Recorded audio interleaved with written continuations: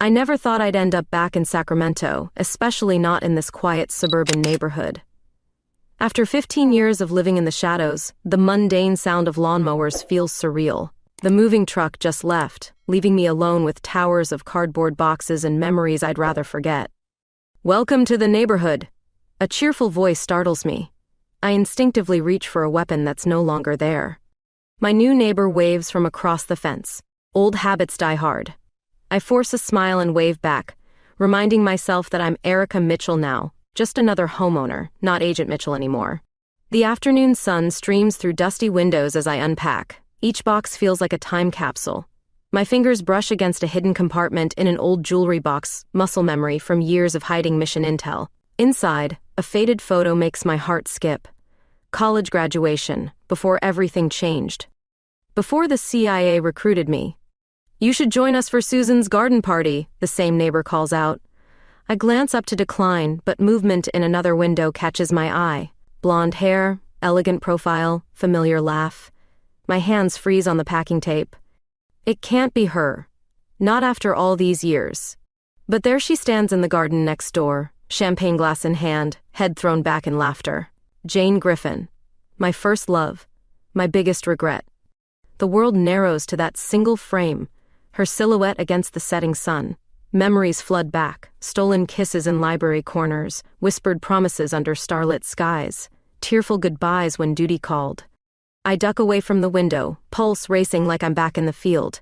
This wasn't part of the retirement plan. Sacramento was supposed to be safe, quiet, anonymous. Not this collision of past and present. My phone buzzes, a text from my former handler. Location secure. Identity clean. Maintain cover. I laugh bitterly at the irony.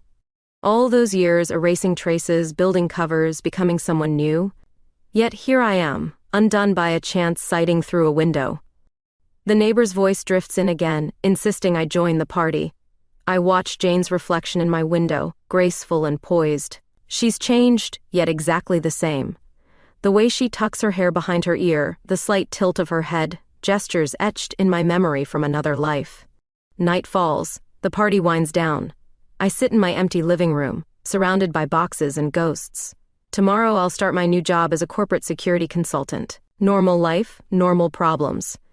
But tonight, I watch shadows dance across my ceiling and wonder if coming home was my biggest tactical error yet.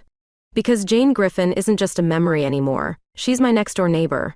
And something tells me this quiet retirement is about to get complicated. The wedding invitation sits on my kitchen counter like a ticking bomb. Sarah, my old college roommate, is getting married. As maid of honor, I can't exactly call in a tactical retreat.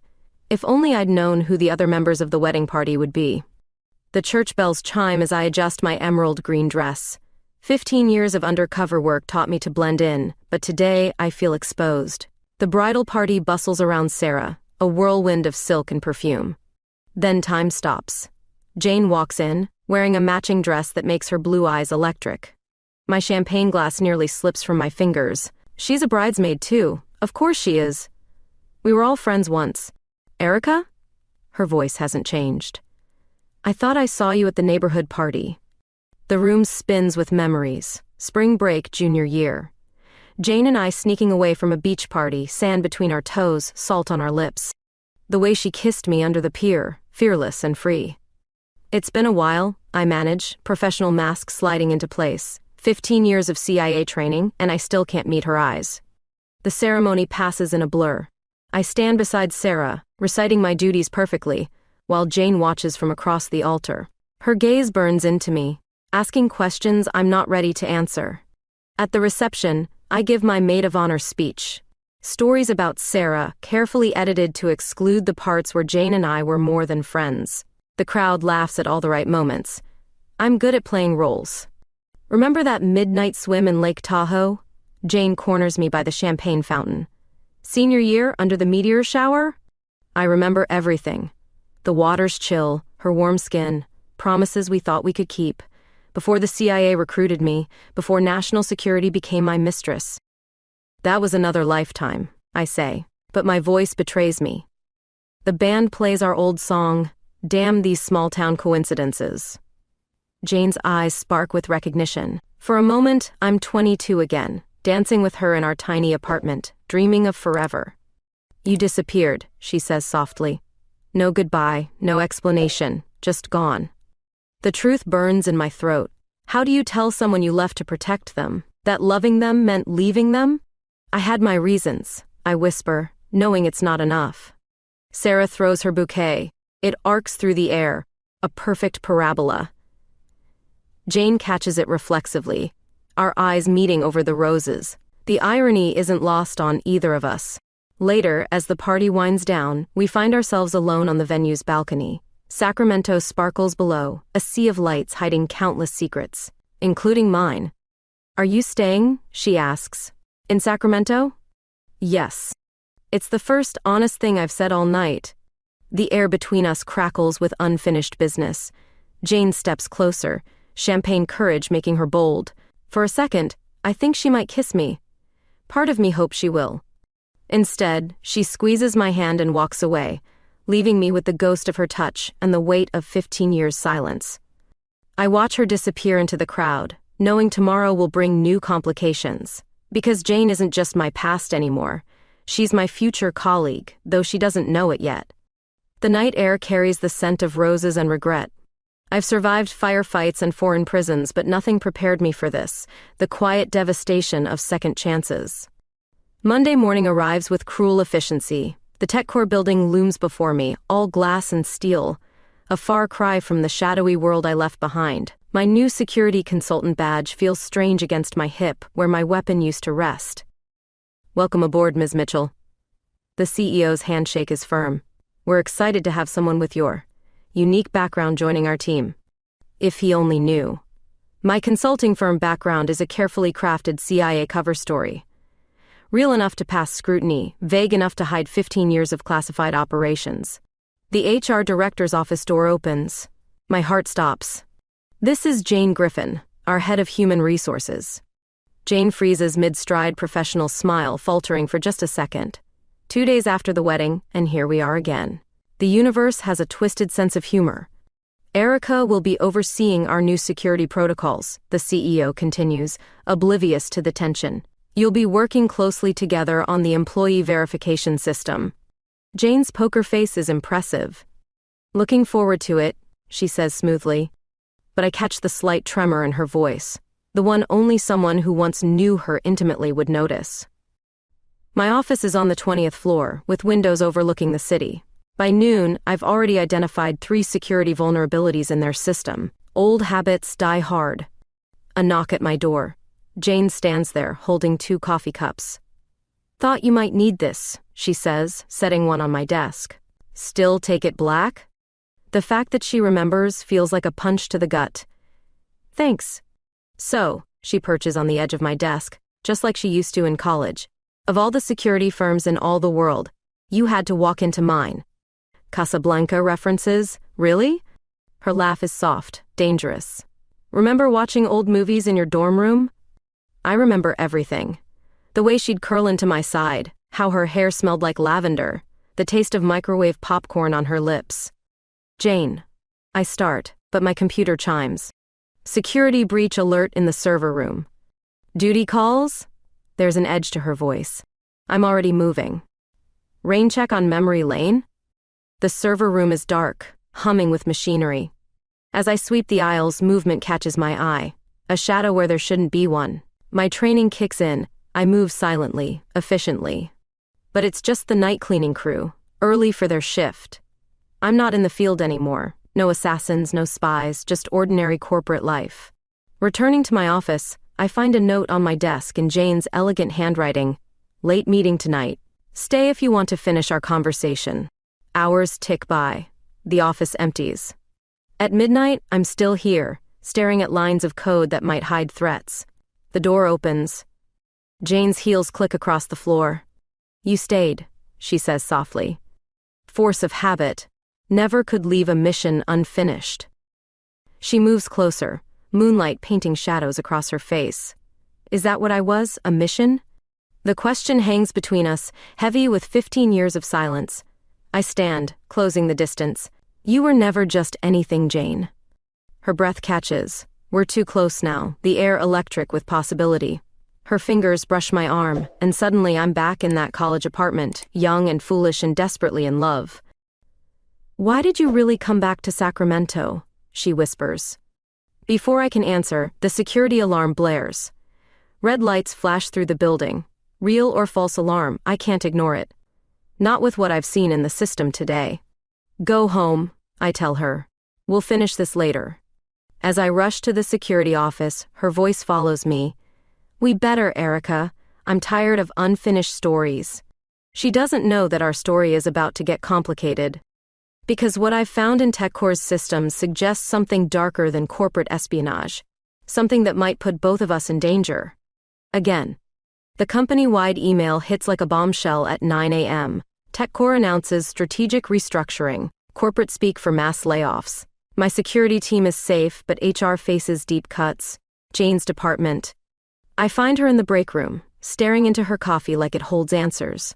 The morning light catches her blonde hair, reminding me of sunrise missions in far-off places. "Your position's on the line," I say without preamble. "Always direct, weren't you?" She attempts a smile. "The CEO wants us to collaborate on the retention strategy. Ironic, right?" We end up in my office, spreadsheets spread across my desk. Jane's perfume mingles with coffee steam, making it hard to focus. Her shoulder brushes mine as she leans in to point at numbers. "These employees are flight risks," she says. "We need to secure their loyalty before the cuts. Or secure the data they have access to." The agent in me speaks before I can stop it. She gives me that look, the one that always saw through my defenses. "Still thinking like a spy?" "Security consultant," I correct automatically. "Right." She doesn't believe me. She never did buy my sudden career change in college. "Speaking of security, what triggered that alarm last night?" I hesitate. The system breach was worse than I initially thought, but sharing that information could put her at risk. Again. "Standard protocol check." I lie. The words taste bitter. The day dissolves into meetings, executive boardroom, fluorescent lights, voices arguing over severance packages. Jane presents HR strategies while I assess security risks. Just like old times, her protecting people, me protecting secrets. Evening finds us at Mario's, the Italian place downtown. Working dinner, she called it. But the candlelight and wine suggest otherwise. "Remember our first date here?" she asks, swirling her glass. "Second date," I correct. "First was coffee after literature class." Her smile is soft. "You remember." "I remember everything, Jane." The words slip out before I can catch them. The waiter brings pasta. We talk strategy, but personal history bleeds through professional facades. Her hand brushes mine, reaching for bread. Neither of us pulls away. "The company's hiding something," she says suddenly. "Numbers don't add up. These layoffs, something feels wrong." My instincts scream danger. Jane's too close to whatever's happening at TechCore. I should walk away, protect her like I did 15 years ago. Instead, I say, "Tell me more." She pulls out her tablet, shows me financial reports. "See these transfers? They're masked as operational costs, but the patterns suggest money laundering." I finish. Damn. This is bigger than corporate espionage. Her eyes widen. "How would you know that?" Before I can answer, her phone chimes. Text message, "Your position is under review. Meeting tomorrow, 9 a.m. "They're targeting me," she whispers. "Because I noticed?" The protective instinct surges. I reach across the table, take her hand. "I won't let them." "Like you wouldn't let them hurt me before?" There's hurt in her voice, old wounds reopening. "When you disappeared without explanation?" The truth burns in my throat. But before I can respond, I spot movement outside the restaurant window. A familiar figure in a dark coat, watching us. "We need to leave," I say, switching to agent mode. "Now." "Erica, what's happening?" "Trust me." I guide her toward the back exit, muscle memory from years of evasive maneuvers. "Please, just this once, trust me." Her hand tightens in mine as we slip into the night. The past is catching up, and this time, I can't protect her by running away. This time, I'll have to stay and fight. 3 a.m., and I'm deep in TechCore's network, following digital breadcrumbs. The security breach wasn't random. Someone's been extracting data, specifically from HR files. Jane's department. My phone buzzes encrypted message from an old contact. Mitchell, your cover's compromised. Watch your six. Dawn finds me in my office, running facial recognition on security footage. The figure from the restaurant matches an operative I encountered in Prague. This isn't corporate espionage anymore. This is personal. Jane storms in, face pale. They're accessing my files. Private employee data, security clearances, everything. How do you know? Because I set up alerts after the last breach. She locks my office door. What aren't you telling me, Erica? Before I can answer, my screen flashes. Someone's actively hacking the system. I watch in horror as files transfer to an unknown server. Jane's personnel file is highlighted. Get away from the computer, I order, pulling her back. Years of training kick in as I initiate emergency protocols. Not until you explain. She plants herself between me and the door. First the restaurant, now this. Who were you running from last night? The hack continues. Jane's file contains more than employee records. There's classified data hidden beneath. Data that shouldn't exist. You're not just HR, are you? I ask quietly. Her expression shifts, almost imperceptibly. But I've been trained to notice such things. Are you?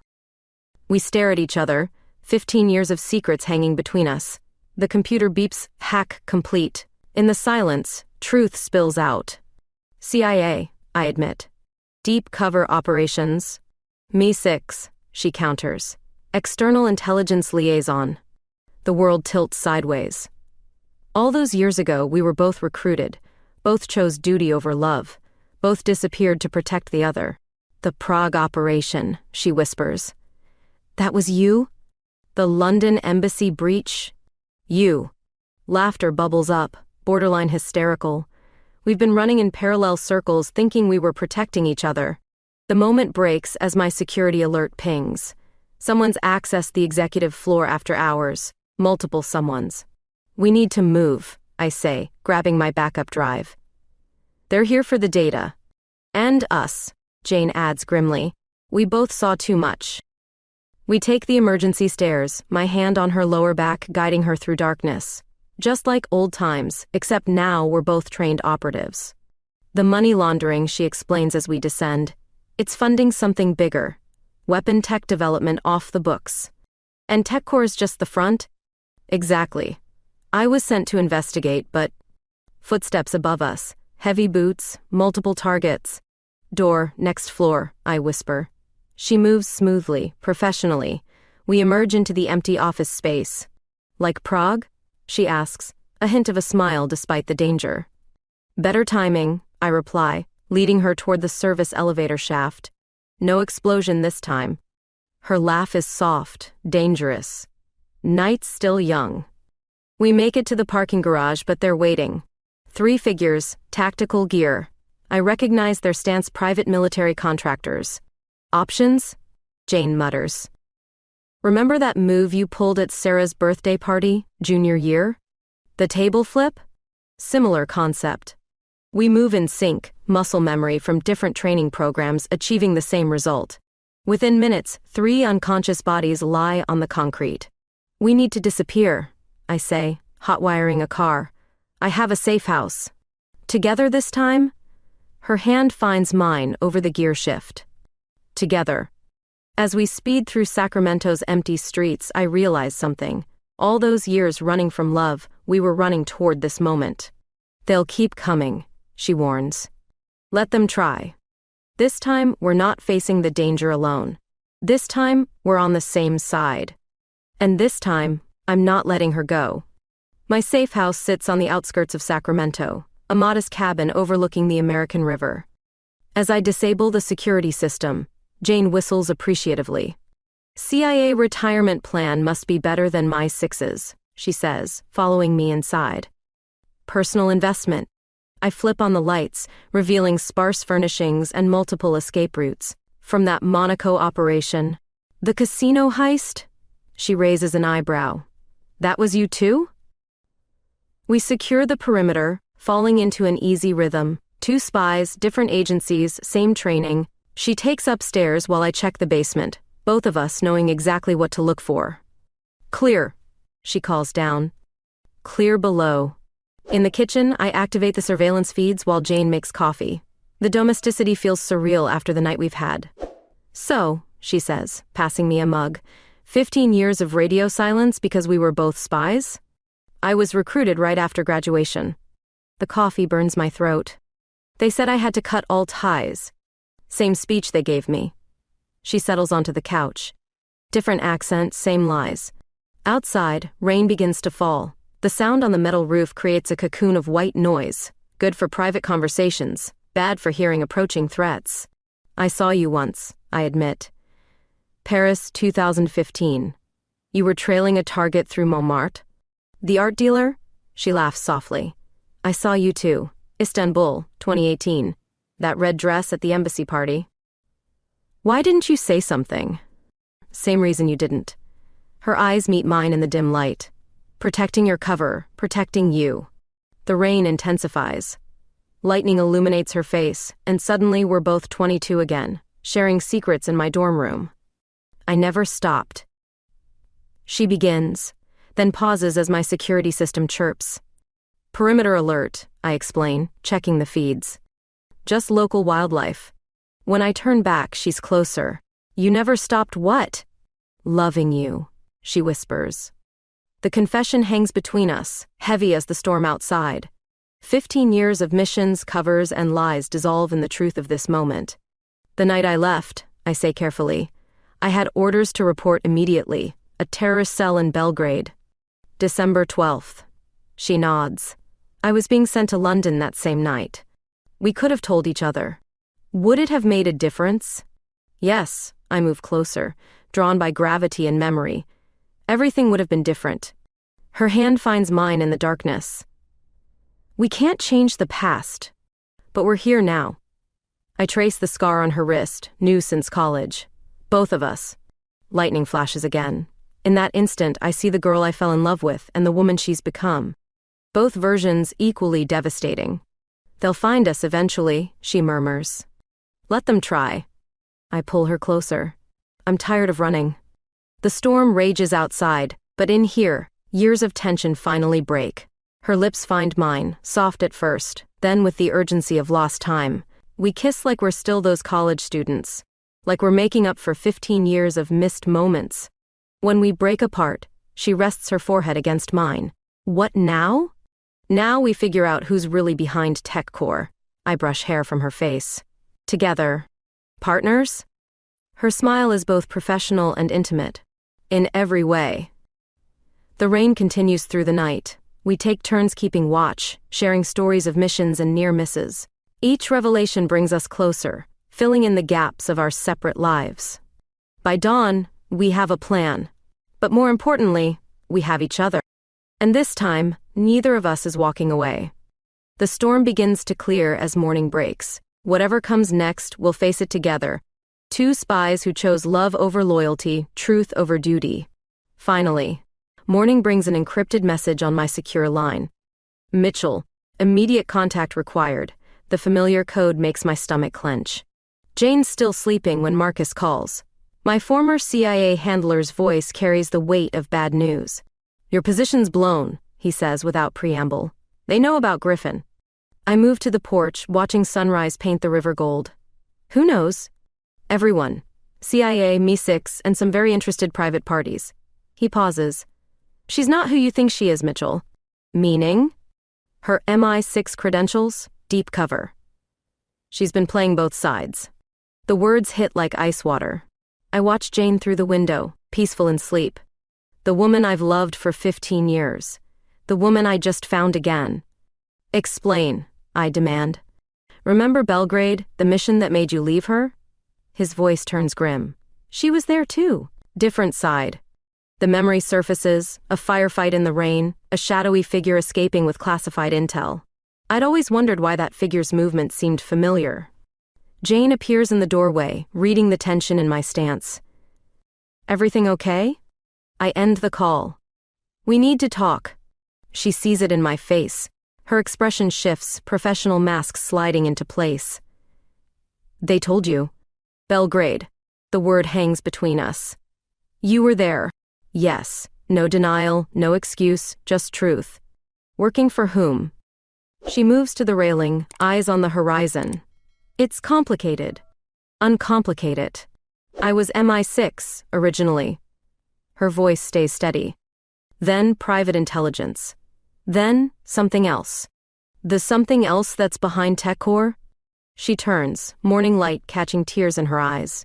I was deep cover, investigating from the inside. But somewhere along the way, you switched sides? I discovered the truth. She steps closer. About everything. Why we were both recruited, why they made us leave each other. My training screams to keep distance, but my heart pulls me forward. Tell me. We were an experiment. Each word carries weight. 2 agents, different agencies, emotional connection. They wanted to see if love could survive espionage. That's insane. Is it? Think about it. The simultaneous recruitment, the parallel missions, always just missing each other. Memory after memory clicks into place. Paris, Istanbul, Prague. We weren't accidentally crossing paths. So, you went rogue? I went looking for truth. She reaches for my hand. Everything in TechCore's files, it's proof of manipulation, experimentation, psychological warfare using their own agents. Why should I believe you? Because I could have killed you in Belgrade. Her grip tightens. I had the shot. I couldn't take it. The revelation hangs between us. In our world, mercy is either weakness or love. There's more, she continues. The current operation, it's happening to others. Young agents, relationships destroyed, lives manipulated. My secure phone buzzes again. Marcus, probably with more warnings. I silence it. Show me, I say. She pulls out a drive, hands shaking slightly. Everything's here, including what they did to us. The files confirm everything. Photos, reports, psychological evaluations. 15 years of orchestrated separation. They're still watching, she warns. Still experimenting. Let them. I make my decision, turning off all tracking devices. We're done being their lab rats. She studies my face, looking for doubt. You believe me? I believe in Belgrade, you had the shot. I pull her close. I believe you couldn't take it. I believe 15 years of manipulation ends now.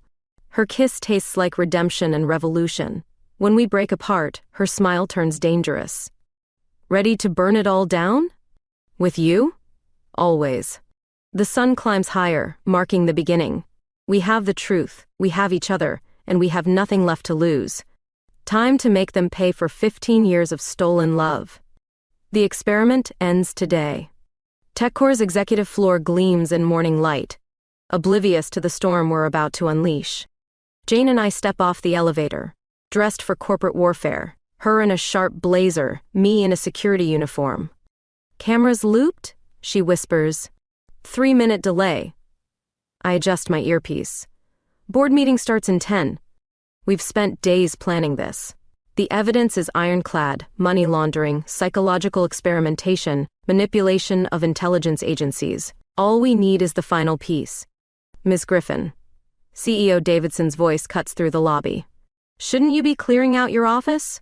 Jane's smile is pure ice. Actually, I have a presentation for the board. I don't recall approving. You'll want to see this one. She holds up a tablet. Unless you'd prefer I send it directly to the SEC? His face pales slightly. Amateur. In our world, never show fear. The boardroom fills with executives in expensive suits, all trying to hide their nervousness. I take my position by the door, playing the dutiful security guard. Jane connects her tablet to the display. Shall we begin with Project Echo? Files flash across the screen. Surveillance photos, bank transfers, psychological profiles. The board members shift uncomfortably. What is this? Davidson demands. Your side business. Jane's voice carries authority. Using corporations like TechCore to run psychological experiments on intelligence agents, creating artificial conflicts, manipulating relationships. That's absurd. Belgrade, 2008. She pulls up mission reports. Istanbul, 2018. Paris, 2015. Agents forced apart, their loyalty tested through emotional manipulation. I notice movement in the hallway. Security teams, not mine. Time to move. You're making accusations without proof? I step forward, dropping my guard act. Like these recorded conversations with intelligence directors? Or these offshore accounts? Recognition dawns in Davidson's eyes. Agent Mitchell. Former agent, I correct. Thanks to your experiments. The boardroom doors burst open. Private security floods in, weapons drawn. But we're ready. I wouldn't, Jane warns, holding up her phone. Files are already uploaded to secure servers. One wrong move, they go public. You don't understand what you're dealing with, Davidson snarls. Actually, I move to Jane's side. We understand perfectly. 15 years of understanding. The next few minutes are chaos. Some board members try to run, others reach for phones. Security teams hesitate, unsure who to target. Stand down, a new voice commands. Marcus enters, flanked by federal agents. FBI, everyone stay seated. Jane's hand finds mine under the table, part of the plan but still a relief. Davidson, Marcus continues, you're under arrest for conspiracy, fraud, and illegal psychological experimentation. You can't prove. We already have. Jane pulls up more files. Every experiment, every manipulation, every broken life. The arrests take hours, statements, evidence collection, more agents arriving. Jane and I watch from the sidelines as our plan unfolds perfectly. Think they'll figure out we played them? She whispers. I smile, remembering how we fed information to both FBI and CIA, letting them think they caught Davidson independently. Does it matter? Guess not. She leads me toward the emergency stairs. Speaking of playing people, the parking garage is dark, perfect for what comes next. As federal agents swarm above, we slip away into the shadows. 15 years of their games, she says, pulling me close behind a concrete pillar. Time for our own rules. Her kiss tastes like victory and vindication. Years of forced separation dissolve in this moment of triumph. When we break apart, sirens echo through the garage. Time to disappear. Ready? I ask. For anything. We drive away as TechCore's empire crumbles behind us. The experiment is over. The truth is out. And this time, we wrote the ending ourselves. Together. The lake house sits silent in the gathering storm, our temporary haven while the world burns. News channels blast coverage of TechCore's collapse, federal investigations, and corporate conspiracies. Jane and I watch from the safety of my mountain retreat. 3 days, she muses, curled on the window seat. 3 days since we brought down a multinational conspiracy. Having second thoughts? I hand her coffee, our morning ritual now. About exposing them? No. She pulls me down beside her. About us? Thunder rolls across the lake, matching my heartbeat. We've barely left this house since escaping TechCore, existing in our own world of takeout dinners and shared confessions. Never. Rain starts falling, trapping us inside. Not that we mind. After 15 years of running, staying still feels like luxury. Tell me about Moscow, she says suddenly. The ballet operation. I laugh, remembering. You were there too? Second balcony, red dress. Her fingers trace patterns on my arm. You were backstage, disguised as crew. Following the arms dealer. Who I was protecting.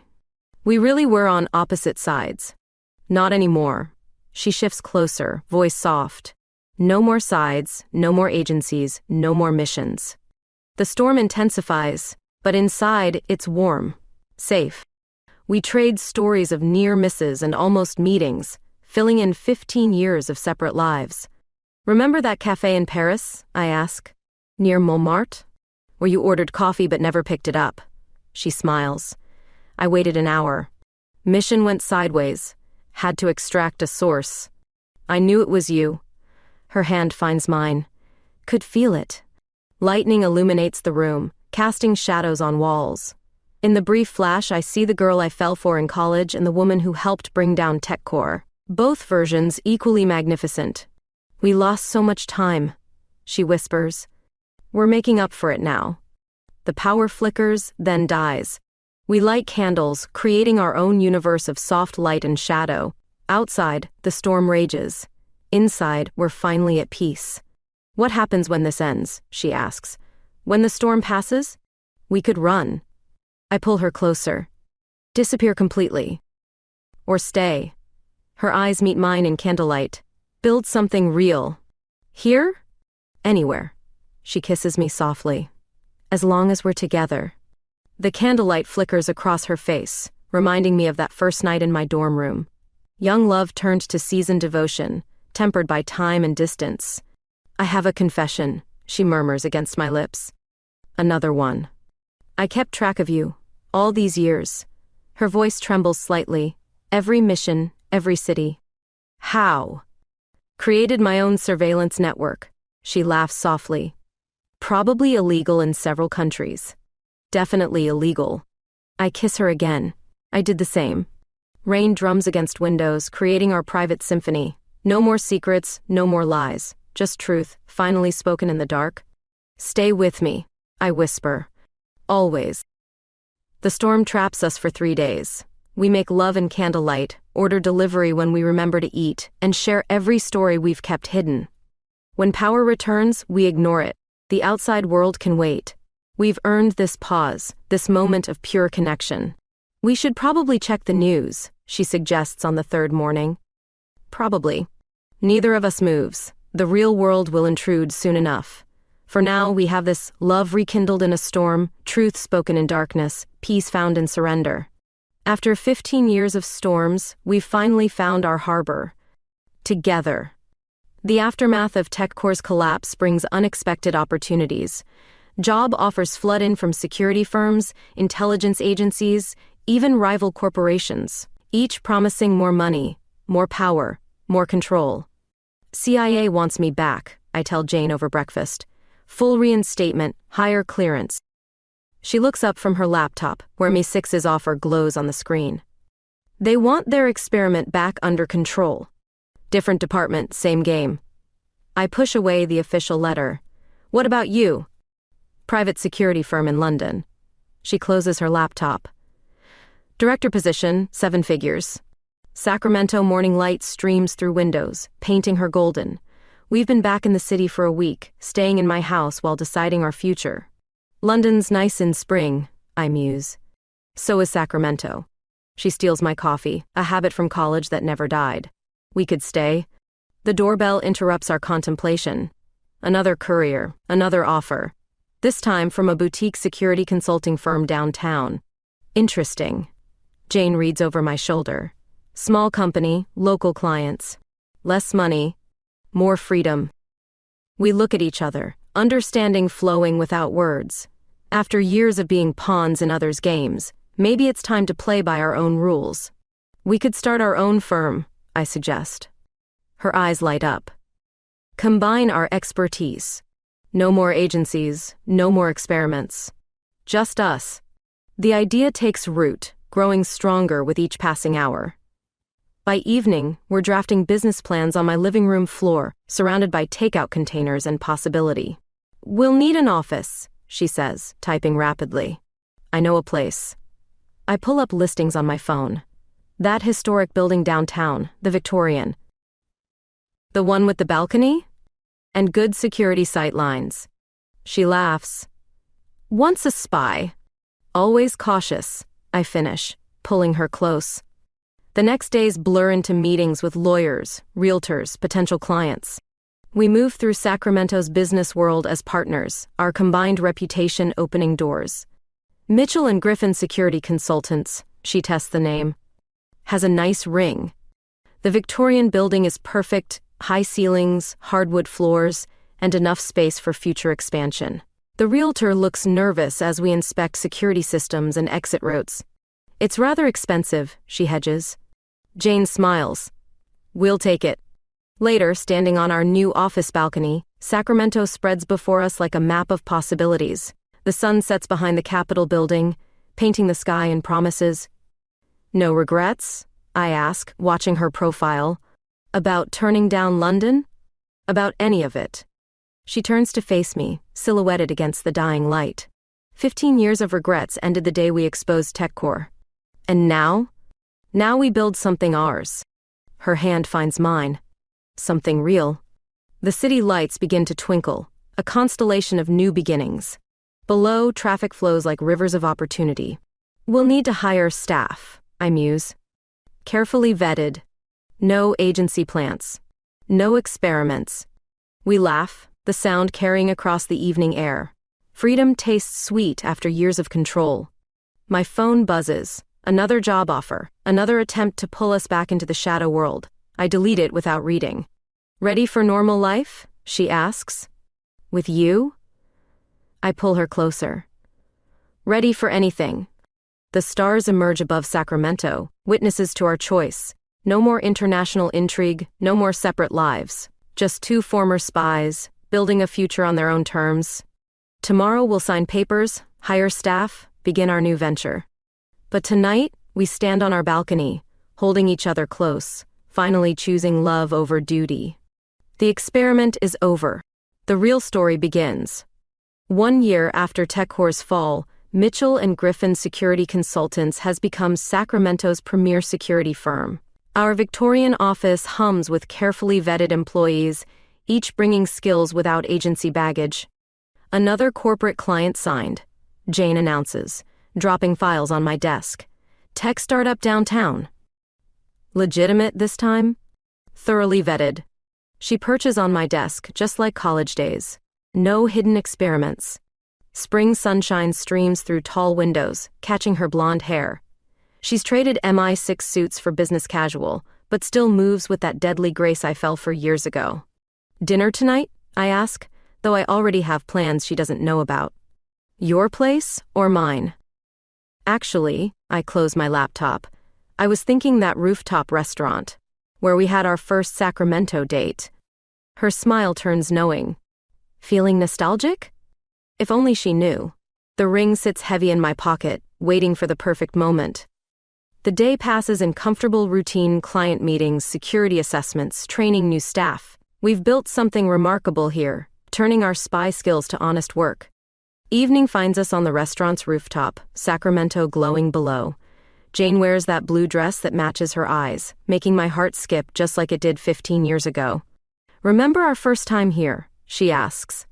When you were tailing that diplomat? And you were protecting him. She laughs. We've come far.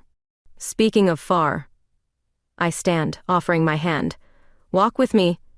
We move to the rooftop's edge, where fairy lights twinkle against the darkening sky. The city spreads before us, no longer a battlefield of secrets but our home. I've been thinking, I begin. Dangerous habit. About time. My hand finds the ring box. How much we've lost, how much we've found. She turns to face me, understanding dawning in her eyes. 15 years ago, we let them tear us apart. I drop to one knee, box open. Never again. Erica. Her voice catches. Jane Griffin, former MI6 agent, current security consultant, love of my life. My hands shake slightly. Marry me? Tears sparkle in her eyes, matching the diamond's gleam. Took you long enough. Is that a yes? Her kiss answers before words can. When we break apart, the ring slides perfectly onto her finger. One condition, she whispers against my lips. Name it. No agencies at the wedding. We laugh, the sound carrying across Sacramento's skyline. Below, our Victorian office stands proud, its balcony where we'll soon share morning coffee as wives. Later that night, we walk through our historic home in Old Sacramento, the one we bought together last month. Pictures from our spy days mix with new memories on walls, our firm's opening day, holidays together, life finally shared. Happy? I ask, watching her admire the ring. More than any mission ever made me. We end up on our balcony, the same spot where we first chose to stay in Sacramento. Stars twinkle above, blessing our decision. Think they're still watching? She muses. Let them. I pull her close. We're done hiding. The night wraps around us like a promise. No more separate lives, no more government games. Just us, building our future in the city that gave us a second chance. I love you, she whispers. I love you too. Sacramento glows below, our kingdom of honest work and open love. The experiment meant to break us instead made us stronger. Now we write our own story together. Forever. the perfect ending they never planned.